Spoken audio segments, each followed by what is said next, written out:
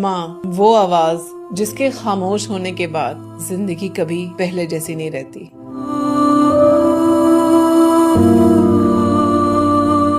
وقت سب کچھ بدل دیتا ہے، گھر بدل جاتے ہیں، راستے بدل جاتے ہیں، لوگ بدل جاتے ہیں، حتیٰ کہ کبھی کبھی پوری زندگی اجنبی سی محسوس ہونے لگتی ہے۔ مگر کچھ آوازیں ایسی ہوتی ہیں جنہیں وقت کی گرد کبھی دھندلا نہیں کر سکتی۔ وہ دل کے کسی کونے میں ہمیشہ زندہ رہتی ہیں، اور ان میں سے سب سے پیاری، سب سے مانوس اور سب سے سکون دینے والی آواز ماں کی آواز ہوتی ہے۔ میرا بچہ کہاں ہے؟ کھانا کھا لیا؟ اتنی دیر کیوں ہو گئی؟ اپنا خیال رکھنا۔ یہ جملے کبھی بہت عام لگتے تھے، روزمرہ کی باتیں جنہیں ہم اکثر مصروفیت میں انسنا کر دیتے تھے۔ کبھی کہتے ہیں امی ابھی بات کر رہا ہوں، کبھی جلدی میں ان کی بات ادھوری چھوڑ دیتے ہیں۔ ہمیں لگتا تھا کہ یہ آواز ہمیشہ یوں ہی ساتھ رہے گی، مگر زندگی ایک دن یہ سبق ضرور سکھا دیتی ہے کہ دنیا میں بہت سی چیزیں دوبارہ مل سکتی ہیں، لیکن ماں کا پیار، ماں کا سایہ اور ماں کی آواز کبھی واپس نہیں آتی۔ پھر ایک دن وہی گھر ہوتا ہے، دیواریں بھی وہی ہوتی ہیں، کمرے بھی وہی ہوتے ہیں، مگر کہیں سے وہ آواز نہیں آتی جو پوچھتی تھی